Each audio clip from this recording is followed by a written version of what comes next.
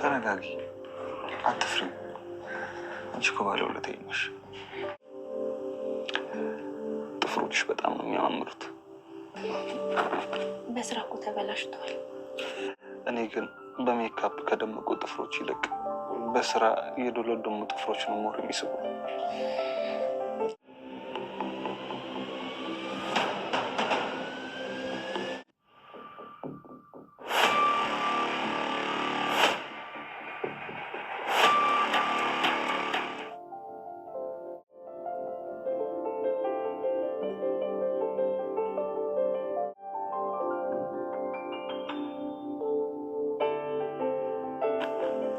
ጋሼ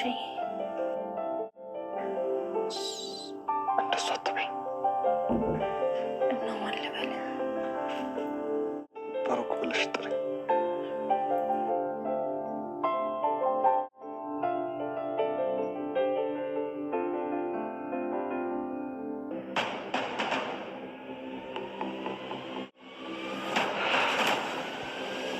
ደዋይ ስቆማል ልታውሽ እንደ ድሮ የብሩክ ሚስት ልትሆኝ እንከፍ። እንዴት ነው ማሰባችም እንዴ? ምን ማለት ነው? እኔ ግን መሞከር አይቀርም። እስካሁን የመጣሁት መንገድ በጣም ጎድቶኛል። መድረስ የምትፈልጊበት ቦታ ስላልደረስሽ መንገዱ ሁሉ አድካሚ። ዘመድ ካላችሁ ተሰብስባችሁ የሆነ ነገር አለ። ወዴት እንወስዳታለን? አላውቅም። ወይ ጸበል ወይ ደግሞ የአእምሮ ማገገሚያ ወሰዷት። አለበለዚያ በእጃችን ትጠፋለች እቺ ሴት። እየነገርኩሽ ነው ኤፍራታ። ብሩክና ቅድስት እንግዲህ ዛሬ ከንፈር ለከንፈር ይሳሳሙ ብለዋል። አልተሳሳሙ፣ ምክንያቱም አላየውም ማለት ነው። እንግዲህ አታምጣው ስለ አምጥቶ ቆለለው አለ ያገሬ ሰው። ወይዘሮ ማለት እንግዲህ ሲያቀዠቅዣት መጣ። ይሄው እሷ አልጋ ቤት ተቀምጣ ማለትና ብሩክና ቅድስቴ ሊሳሳሙላት ነው ማለት ተንጨረጨረች፣ አበደች። አሁን ይሄን እያየች ታዲያ እንዴት ኑሮት መሰረታለች? እንግዲህ በሚገርም ሁኔታ ወይዘሮ ማለት መታ እንግዲህ ያው ከብሩክ ቤት አልወጣም ብላ ሽጉጥ ሲመዘዝባት እንኳን ራሱ አልወጣም ብላ ቁጭ ብላለች።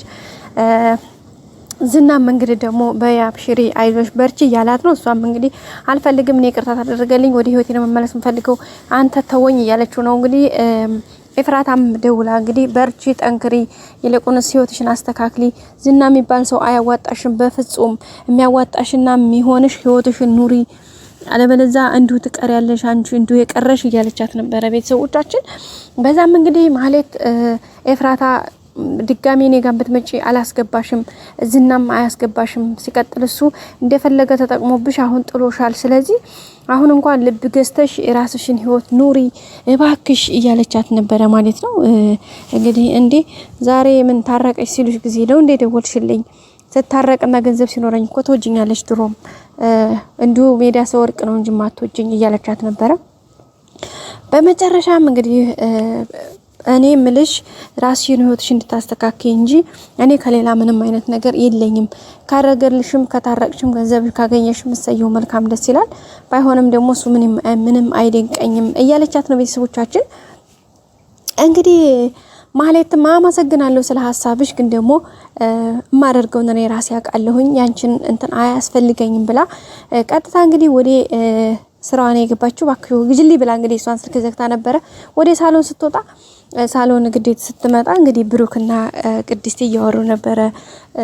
ቅድስት እንዴት ነሽ ሰላምታ ይጠየቁ ነበርና ስለ ማለት አንስተው እንግዲህ እቺ ሰው በቃ ለጣም ማለች እኮ ምንድነው ይሻለው ያለችው ነበርና ይሄው እንደምታያት ነው። ምን ይሻላል ታዲያ ቅድስቴ ምን ይሻላል ታያለሽ እያለኝ ነበር ማለት ነው። እና ምሳሌ እንግዲህ እንዳያችኋት ምሳሌና ማለት መታ ነበር ቅድስትና ምሳሌ ሳሎን እንደነበሩ እንግዲህ ከመጡም በኋላ ቅድስቴ ምን ልታረጊ መጣሽ ብላ ነበርና ታያት እንጂ ቅድስቴ ተቀመጥ ብላ ምሳሌ እንደዛ ነው ያሽቃበጠችው። በመጨረሻም እንግዲህ ምሳሌ ይቅርታ አድርጊልኝ የዛን ጊዜ እኮ በጣም ተሳስቻለሁ ይቅርታ አድርጊልኝ ያለቻት ነበር። አይ ይቅርታ አድርጊልሻለሁኝ ግን እኮ እኔ በጣም ነው የምወድሽ አንቺ ግን አትወጂኝም ያለቻት ነበር ማህሌትንና ማህሌት ማረ ምሳሌ በጣም ነው የምወድሽ ይቅርታ አድርጊልኝ እና በቃ አሁን እኮ በቃ እናትሽ ነኝ ምናምን እሺ ማየ ያለቻት ነበር። ቅድስት ደግሞ እማያ አትበይ ያለቻት ነው ማህሌትን።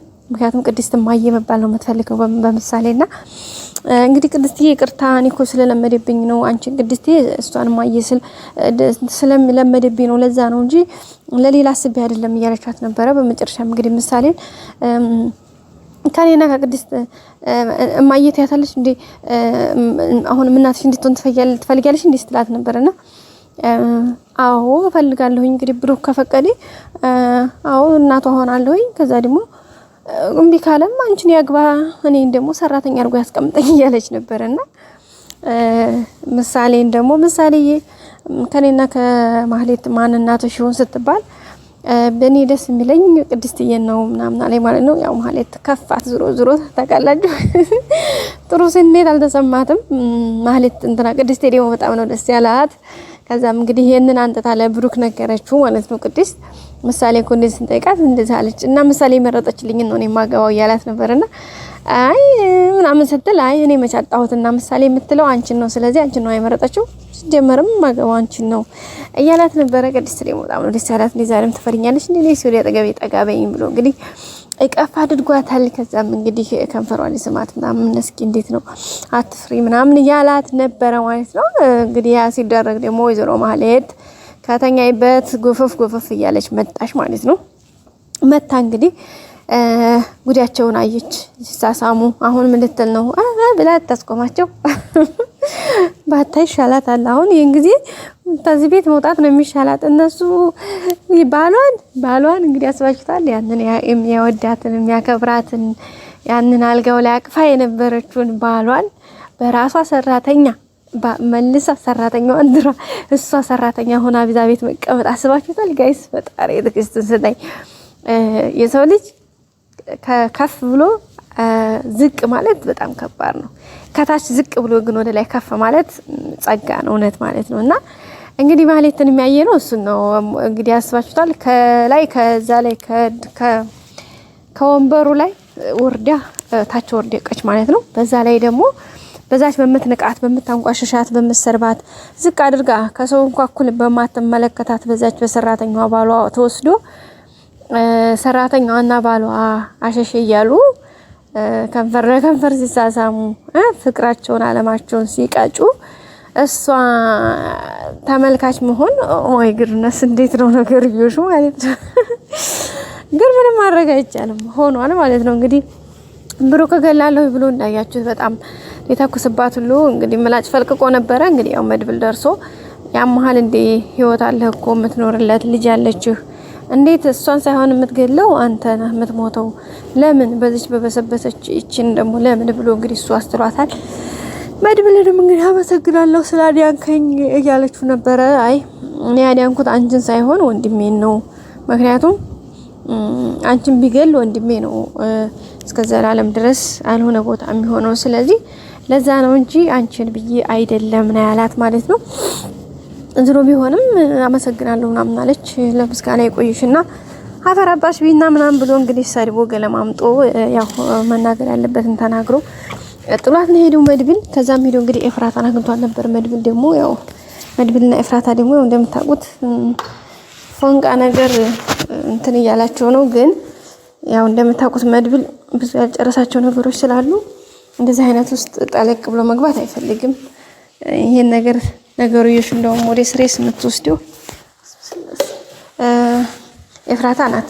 ኤፍራታ ትፈልጋለች። ምክንያቱም ከመድብል ባትፈልግ ነው የሚገርመው መድብልን ይበስ ተበላ ማለት ነው። እና እሷ ትፈልጋለች ግን እሱ ደግሞ ገና መጨረስ ያለበት ነገሮች አሉ።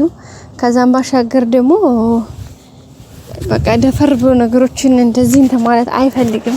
ኮስታራ ወንድ ነው እንደምታውቁት መድብልና ከዛ አንፃር እንግዲህ ነገሮች እንዳንዳ ያሉ ይገኛሉ። ቤተሰቦቻችን